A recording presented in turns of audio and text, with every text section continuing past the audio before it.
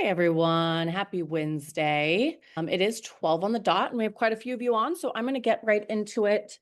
As always, if you guys do have any questions, please feel free to just put it in the chat. There is a Q&A chat here at the bottom, and you can always just shoot out your questions. I'm more than happy to cover them as we go. Today, we're going to be talking about verified seller leads. If you're not familiar with what they are, I'm going to briefly cover just the difference between a seller appointment and a verified seller lead. If it's not a program that you're currently signed up for and you're interested in, please just let me know and we can get you enrolled in that. And then I'm going to cover just best practices. So we'll keep it really short and sweet today. Like I said, if you do have any questions as we go though, please feel free to ask. So starting out, the difference between a seller appointment and a verified seller lead. Okay, if you're someone that works our seller appointments, you know that we have a full thorough vetting process with them, which means we spend 10, 20, 30 minutes on the phone, multiple contact attempts, and we basically make sure that they're ready to speak with an agent, they're ready to meet with an agent. We find out their asking price, upgrades they may have made, etc. Now, the difference between a seller appointment and a verified seller lead is that a verified seller lead is obviously a verified seller. They submitted a form through the ad saying, hey, I'm interested in selling my home. And then from there, they're also engaging with us in a text format as well. So we've texted them. We know there's intent interest in selling their home. And then we verified that their number and their email is valid as well. So when you get these verified seller leads, no one has initially talked to them over the phone. So that's the biggest distinction between an appointment and a verified seller lead. Now, these are much more low cost than our appointments. And there's a reason for that. It's because obviously our team isn't spending the time to talk with them on the phone and fully vet them. And so basically this is great for agents that have team members or that may have, time on their hands to prospect. These are kind of ones that you may have a little bit more follow-up with. And so with that, I'm going to go over just some of our best practices and what that really looks like, kind of down to all of it. So if you are if you're a verified seller lead client currently and you do not have this document, please let me know. I am going to follow up with an email after this call with this document. But if you specifically don't have it and you need it, please let me know and I'm happy to send that over. But basically, so you'll see here just kind of what I covered. A verified seller lead means the homeowner has actively expressed interest in selling through a form submission and follow-up text. So again, there has been no over-the-phone communication. What matters is speed, professionalism, and your ability to guide the conversation toward the seller's goals, timeline, and motivation. So something we see a lot with our verified seller leads is that a lot of agents will get really caught up with where this came from, what was the source, what happened, and that's not as relevant as just knowing that there is intent to sell with the seller or with this client. So don't focus on where it came from, where they inquired, never lead the conversation with, this or that. Really just focus on the fact they want to sell. So a perfect example is starting the conversation by simply stating, hi, this is Ashley with Keller Williams. I got your inquiry about possibly selling your home at 123 Main Street. What were you hoping to sell your home for? And just go right into it. So rather than focusing again on where they came from, what that looks like, you want to go towards the seller's goals, timelines, and their motivation. So the best thing that you can do with these verified seller leads is immediately call them. Call them, try and get a hold of them, text them, email them, just trying to get them on the phone as soon as possible. Because do keep in mind that they've inquired through a form submission and a text. And so if they're doing that with us, they may be doing it with other agents as well. So the sooner you can get back to them, the sooner you can get in front of them, always the better. You'll see here it just says attempt to call them if they don't and we've always really stress double dialing if it's not something you do. Definitely something you should consider implementing. Basically, a double dial is just calling back to back and then leaving a voicemail on the second one. If they don't answer, that's when you would follow up with a text or an email. The goal is fast acknowledgement and early engagement because again, if they're inquiring through us, they might be inquiring through other sources as well. So the sooner you can get them on the phone, the better.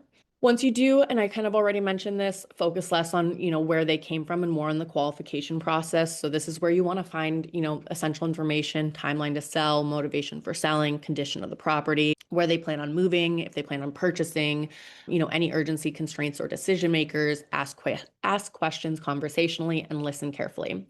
Your objective is to determine seriousness, readiness, and how to best proceed. Basically, if you are someone that works our seller appointments, this is all information that we find out over the phone. I'm happy to provide a script if it's something that you're maybe needing some guidance with. I can provide you the exact script our team actually uses. So if that would be helpful, please let me know. But again, the goal is to really find out why they're selling, where they're moving, what they're hoping to list for, and not getting too hung up on the inquiry itself. From there, this is where you just establish credibility and really set those expectations. So during or shortly after the initial convo, establish trust and authority by sharing your experience in the local market. Again, we always do mention that they are being connected with a local area market expert. So really just being able to establish that, your knowledge of the neighborhood, recent sales or relevant market activity, and just positioning yourself as the person that you know the area, you know how to sell their home, and really just the goal is to get in front of them, right? And it helps to get in front of them by establishing that credibility. Also, making sure you're just setting clear expectations. So once you've kind of done the initial vetting process, where do you go from here? What happens next? Let them know you'll be sending in additional information, reviews, recent sales, pre-listing package.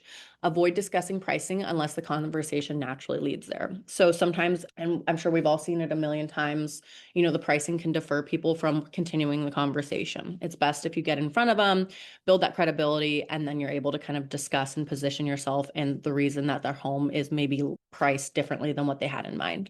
And then always secure the next step. So before you end the conversation, make sure there's a follow-up involved. Make sure you're setting a clear action, a clear next step. Let them know, hey, so just to reiterate, you're hoping to sell your home for XYZ. Your timeline to sell is the next 2 months. Looks like you're planning on just moving and upsizing to a home in the neighborhood, which is great. So what I'm going to do is I'm going to send you over a pre-listing packet. I will also just send you over a calendar invite. Sounds like we're going to meet, Tuesday at 2 p.m. Please keep a lookout for that calendar invite for me. If anything comes up, please let me know. Otherwise, I'll meet you at your house Tuesday at 2. If you have any questions in the meantime, please use me as your resource, and feel free to call or text if anything does come up.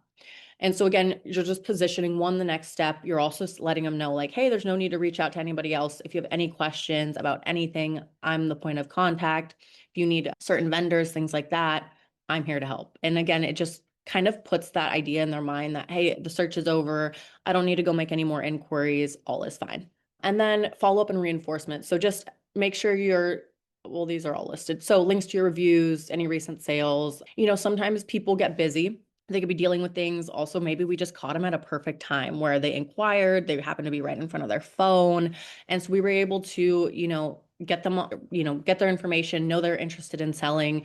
And so basically we caught them at the perfect time. So don't be discouraged if it does take multiple contact attempts. I stress this with even our appointments, and you've probably heard me say this before, but just making sure that, you're trying different times a day, different days of the week. Sometimes I know we all have our calendar time blocked for certain hours of prospecting, but it may not be ideal for the client. So just make sure you're trying different forms of contact, different times a day. Don't be afraid to connect with them on LinkedIn or find them on Facebook, and just try different avenues of outreach to make sure that, you're positioning yourself as the best option to sell their home.